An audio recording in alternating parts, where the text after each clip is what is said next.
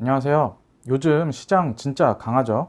주가가 상당히 많이 올라왔기 때문에 3월, 4월에 있었던 가격적 메리트가 많이 사라진 시장이 됐습니다. 이제는 개별 종목을 볼 때 정말 회사의 가치와 가격을 잘 비교하면서 투자를 해야 하는 위치까지 올라왔어요. 이런 때에 투자를 하면 안 되는 회사들, 투자 대상으로 제외해야 하는 회사들을 확실히 버리고 투자 대상을 좁히는 게 정말 중요하거든요. 주식 투자는 얼마를 버느냐 보다는 장기로 봤을 때 잃지 않는 수준을 꾸준히 누적시키는 게 중요합니다. 어차피 잃지 않으면 수익이 복리로 누적되기 때문에 한두 번 단발로 잘하는 것보다 잃지 않는 포트를 구축하고 계속 운용해 나가는 것이 훨씬 중요합니다. 당연히 이런 포트폴리오를 구축하려면 종목 선정을 잘 해야 되고요. 부실화돼서 망하지 않는 종목을 택하는 게 정말 중요해요. 자, 투자에서 부실화라고 하면 상패나 부도, 감사 의견 문제, 워크아웃, 회생 절차 신청 같은 것들을 통칭해서 말하는데요. 사실 투자자 입장에서는 되게 멀게 느껴지는 것들이에요. 투자하는 사람은 은행이 아니기 때문에 회사가 부실화되는 과정에서 어쨌든 시점이 문제지 손절을 하거든요. 은행은 중간에 손절을 할 수 없으니까 대출 잔액을 끌고 가다가 부실화까지 가는 것이고, 투자자는 중간에 엑싯을 할 수 있어요. 아무튼 투자자들은 은행이 아니니까 이 부실화라는 이슈에서 되게 멀리 떨어진 것 같이 느끼는데, 실상은 전혀 그렇지 않아요. 왜냐하면 부실화 과정에서 나오는 유상증자라든지 복합금융상품 발행 같은 부정적인 이벤트들이 주가를 지속적으로 끌어내리고 이게 포트폴리오에 영구적인 손상을 줄 수 있거든요. 그 과정에서 주주들이 입는 주주 권리 희석과 주가 하락 같은 피해는 정말 막심합니다. 그래서 투자자들도 기업의 부실화 과정과 부실화 이유, 그리고 그런 부실화가 어떤 식으로 나타나는지 무조건 알아야 돼요. 대놓고 안 좋은 기업은 모두가 다 아는데 정말 갑자기 영업의 손실이나 재고자산 평가손 같은 것들이 확 터져 나오는 기업도 많거든요. 그냥 매출, 영업이익, 당기순이익 좋다고 끝이 아니에요. 숙련되고 익숙한 투자자들에게는 매우 쉬운 주제일지 몰라도 모르는 사람은 당하고 나서야 왜 그런지 찾아보게 되는 주제이기도 합니다. 오늘은 이런 부실화의 징후들이 어떻게 발현되는지 이야기를 해볼게요. 제가 본업이 실제 기업을 보는 일이라 시간과 경험이 약간 쌓인 것을 바탕으로 우리가 알아야 하는 것들을 제가 대략적으로 이야기하는 것입니다. 자, 본론으로 들어가서 어떤 회사가 부도나는 이유는 참 여러 가지가 있습니다. 다들 단순히 그냥 영업이 좀 안 돼서 손실이 나면 부도가 난다라고 생각을 하잖아요. 반쯤은 맞는 말이지만 영업이 안 된다고 꼭 그게 부도로 바로 연결되지는 않아요.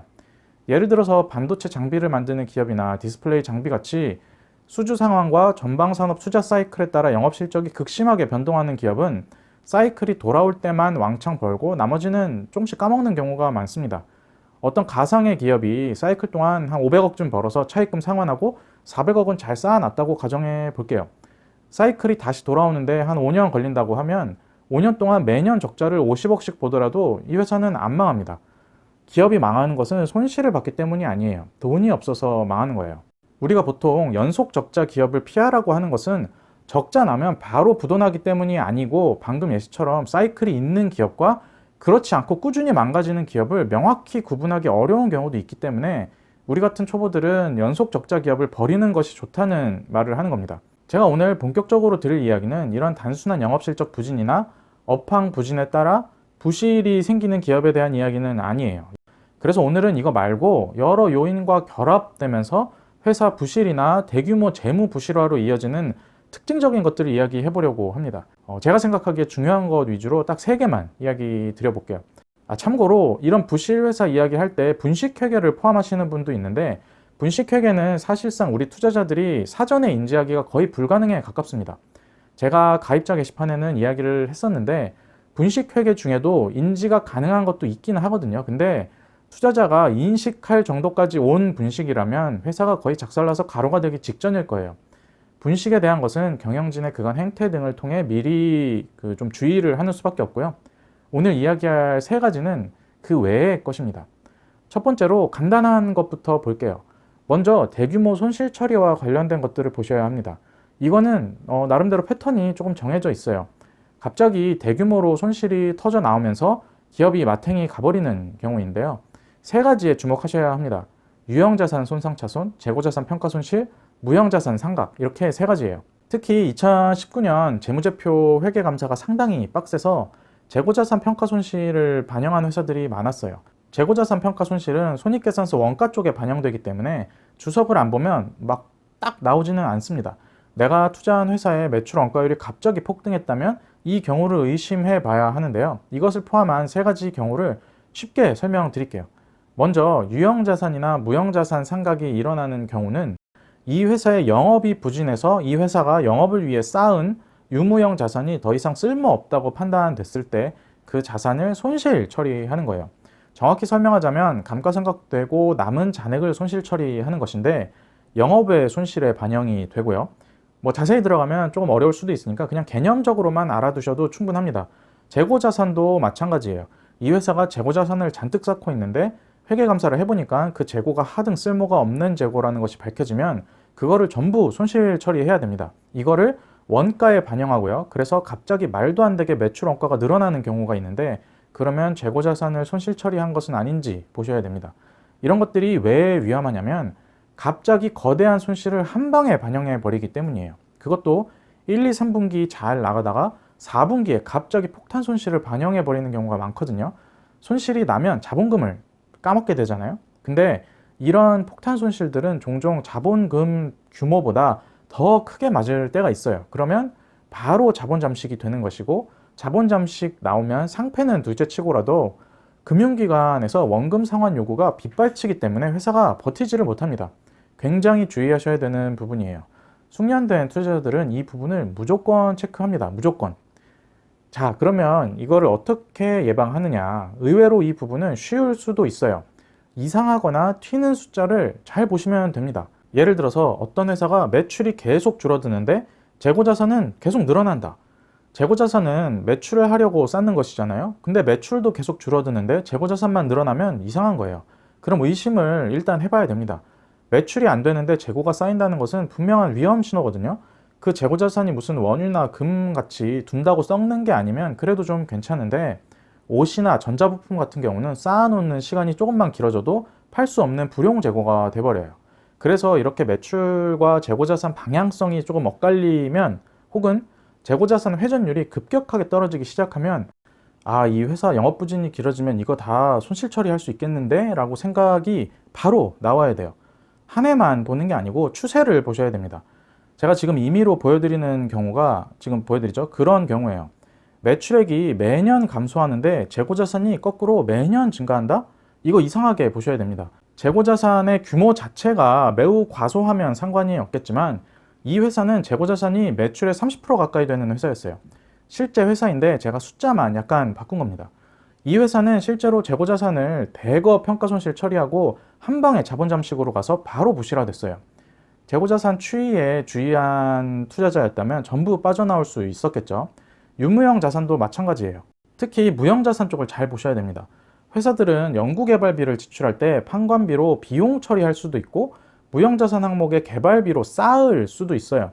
전자는 비용 처리하는 것이라서 자산에 쌓이지도 않고 비용만 늘어나는 것이니까 이익 규모도 줄어들게 됩니다.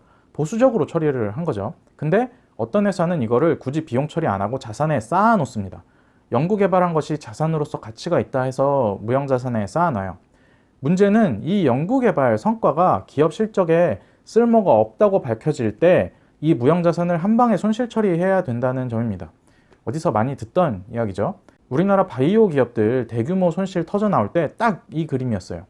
임상 통과된다고 해서 연구개발비 다 무형자산에 쌓아놨는데 임상 실패하고 파이프라인도 더 없고 그러면 그 무형자산을 한 방에 다 까야 돼요.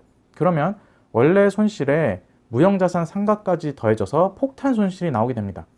지금 보여드리는 회사 보시면 매출이 90억인데 단기순 손실이 1132억이죠. 기타 비용이 690억을 잡았는데 주석에 가서 보시면 정확하게 나와요. 무형자산 손상차손 688억. 이 회사는 상장하면서 주주한테 받은 돈이랑 각종 전환사채, 유상증자까지 해서 금융권에서 빌려온 돈은 별로 없었어요. 그래서 바로 망하진 않았는데 뭐 어쨌든 거덜나고 주가는 10분의 1 토막이 났습니다. 이 회사 무형자산 규모가 전체 자산의 35%가 넘었어요. 이거 되게 불안하게 보셔야 하는 포인트입니다. 유형자산 손상차손 징후는 잘 모를 수도 있어요. 그럴 수 있어요. 근데 재고자산이랑 무형자산 문제는 이렇게 사전에 미리 알 수가 있습니다. 명백한 부실화 트리거이기 때문에 꼭 보셔야 돼요. 매출과 방향이 안 맞거나 회전율이 급격히 떨어지는 재고자산 혹은 과도한 무형자산 규모에 주의해야 한다는 말입니다. 내가 투자하려고 보는 회사가 이쪽에 좀 숫자가 이상하다 싶으면 그냥 버리는 게 낫습니다. 두 번째로 제가 판단했을 때 부실화의 중요한 트리거라고 생각하는 것은 대규모 투자예요. 시설 투자든 M&A든 대규모 투자예요. 더 구체적으로 말해보면 차입을 통해 추진하는 대규모 투자를 말합니다. 이거 딱 들으면 아니 무슨 소리냐, 기업이 시설 투자를 하면 당연히 호재지 라고 생각하시는 분들이 계시고, 실제 시장에서도 대규모 시설 투자 발표하면 주가가 위로 슈팅하는 경우도 있어요. 제 말은 대규모 시설 투자가 뜨면 무조건 나쁘다, 이 회사 망한다 이런 이야기가 아니고 회사 재무 상황에 따라 굉장히 유의미한 변곡점이 될 수 있다는 이야기를 하는 것입니다. 자, 이게 단순하지 않아서 산업이랑 엮어서 생각을 좀 해보셔야 돼요. 문제가 되는 부분은 사이클을 크게 타는 산업에 속한 기업의 대규모 증설 시점입니다. 이거 많은 기업을 보지 않으신 분들은 처음에 잘 이해가 안 가실 거예요. 저는 주니어 때 이런 회사가 몇 개 묻어나서 굉장히 고생했던 경험도 있거든요. 사이클을 타는 산업, 대표적으로 정유, 철강, 조선기자재, 기계, 자동차 부품, 플랜트 같은 수많은 사이클 산업에서 어떤 때 증설을 가장 많이 할까요? 이 회사들이 앞선에 있는 거대 글로벌 기업이든 뒤에 있는 2차, 3차 협력사든 상관없이 가장 증설을 많이 할 때가 언제냐면 가장 잘 나갈 때예요. 사이클의 최고점 부근, 사이클 산업은 항상 초과 수요와 초과 공급 사이를 왔다 갔다 하면서 움직이거든요.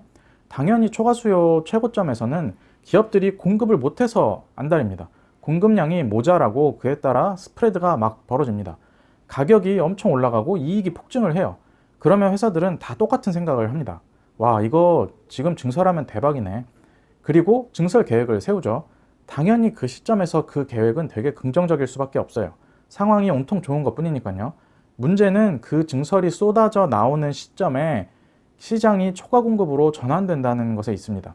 이 초과 공급이 하루 이틀 만에 끝나는 것이 아니고 전방 산업이 확실히 살아나거나 산업 내에서 구조조정이 일어나서 플레이어들이 망하고 공급량이 조절돼야 마무리가 되는데, 통상 이 시기가 사이클이 엄청 짧은 산업이면 그래도 괜찮은데 사이클이 연 단위를 넘어가는 분야면 기업들의 생과 사가 갈리게 돼요.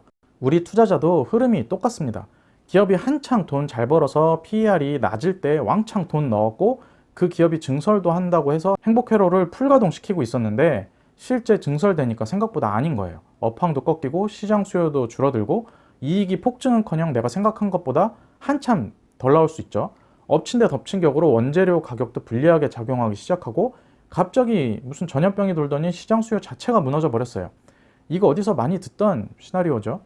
그래도 회사 그 재무 구조가 탄탄하면 주가는 떨어지겠지만 다음 사이클까지 망하지는 않습니다. 오래 걸리겠지만.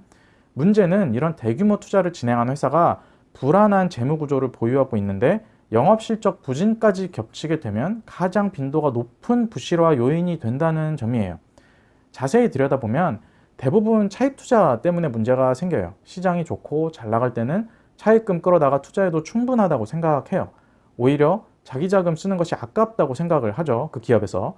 그래서 풀 레버리지로 시설 투자를 대규모로 일으킵니다. 근데 산업이 꺾이게 되면 이 차입금이 부메랑으로 돌아와요. 당장 있는 시설이랑 기계 돌리고 인력 유지하는 것만으로도 적자인데 차입 이자까지 납부해야 하고요.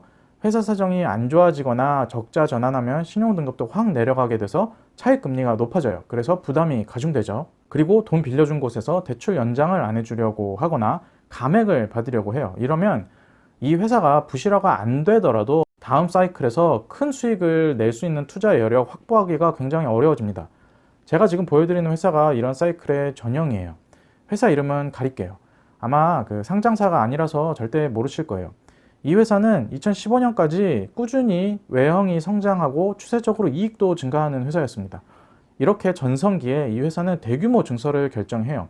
장치 산업이었기 때문에 증설을 통해 규모의 경제를 달성하고 수익을 확대하려고 했던 것 같아요. 이 결정 자체는 문제가 없습니다. 하자가 없어요. 문제는 이 회사의 재무 상태였어요. 2015년 부채 비율이 470%가 넘었고 차입금이 300억이 넘었는데 반해서 현금성 자산 규모는 10억 원이 안 됐습니다. 이 회사는 아마 영업이 꾸준히 잘 될 것이라고 생각을 했을 거예요. 그래서 증설도 하고 돈 더 많이 벌면 차입 부담도 충분히 감당하고도 남을 것이라고 생각을 했겠죠. 그래서 2016년에 차입을 80억 정도 추가로 받아서 시설 투자에 돌입합니다. 차입 규모가 이미 과중한데 추가로 30% 가까이 늘린 거예요. 근데 회사의 예상과 다르게 흘러가기 시작합니다. 이 회사는 증설을 마치고 이익을 본격 뽑아야 되는 2017년 영업실적이 좋지 못했어요. 매출은 정체됐는데 원청사 영업실적 부진으로 CR을 당해버리면서, 그러니까 단가 인하를 당해버리면서 원가율이 올라버리고 수익성이 확 내려가고 이자 비용 부담으로 당기순이익은 적자로 전환됩니다. 이미 목 끝까지 차입을 끌어왔기 때문에 추가 차입이 어려워요, 이러면. 그리고 업황은 쉽게 올라오지 않고 다음 해 적자가 확대되면서 바로 부실화됐습니다. 이렇게 차입을 통해서 시설 투자를 대규모로 감행한 기업을 좀 잘 보셔야 되고요. 특히 그 기업이 시설 투자 후에 단물을 못 빨고 적자 전환됐다면 굉장히 위험한 신호로 받아들이셔야 합니다. 시설 투자 시작 시점에는 영업도 좋고 상황도 좋기 때문에 이자 보상 배율이라든지 차입금 대 에비타 비율 같이 후행적인 지표들은 별다른 인사이트를 주지 못할 가능성이 많아요. 차입금 규모 대비 현금 보유액을 보시고 보수적으로 평가를 해야겠죠. 이 차입을 통한 대규모 투자가 부실의 트리거가 된 사례가 정말 많기 때문에 이런 경우가 발생하면 재무적으로 단단한 회사인지 꼭 체크를 해보셔야 돼요. 세 번째 트리거는 자금 빼돌리기예요. 이거 굉장히 재밌는데요. 이게 통상 경영권 교체랑 같이 일어나거든요. 경영권 교체 없이 가족회사로 야금야금 빼돌리거나 이익을 몰아주는 것은 회사 거덜나는데 오래 걸리는데, 경영권이 교체되면서 마음먹고 회사 거덜내는 것은 순식간에 회사가 껍질만 남게 됩니다. 이거는 그냥 그 예시를 통해서 이야기를 드릴게요. 제가 이거는 실제 사진을 보여드리면 너무 특정 기업을 지칭하는 게 돼서 말로 하겠습니다. 경영권 교체가 일어날 때 정상적인 M&A가 있고 그렇지 않은 M&A가 있어요. 이거는 처음에 모를 수도 있습니다. 요즘 우리가 모르는 PEF들도 많으니까요. 근데 어떤 회사 경영진이 회사 지분을 팔고 엑시트하고 그 회사를 인수한 대주주가 갑자기 이상한 짓을 하는 경우가 있어요.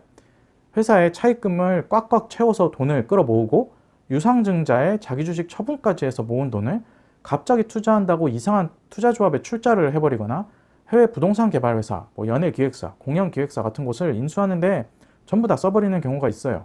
본업이랑 완전히 다른 생뚱맞은 분야에 투자한다고 돈을 넣으면서 저렇게 차입까지 써서 모은 돈을 탈탈 털어가는 경우가 있는데, 이거는 명백한 위험 신호입니다.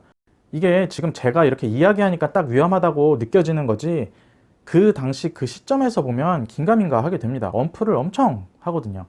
이제 신사업 진출한다고 하고 기사 내고 공시 띄우고 그러면 주가가 단기적으로 급등할 수도 있고요. 그러면 주주들은 그런가 보다, 호재인가 보다 하고 그냥 넘길 수도 있는데, 이게 진짜 호재인지 보려면 자금 조달을 어떻게 했는지, 그리고 투자한 돈이 어떻게 돌아가고 있는지, 인수한 회사의 인수 가격은 적당한지 그런 것들을 봐야 돼요. 그리고 정상적인 회사라면 본업에 집중하지 돈을 무슨 투자조합에 넣거나 제조업하던 회사가 갑자기 아예 관계도 없는 해외 회사를 인수하는 데 쓰지는 않습니다. 통상적으로.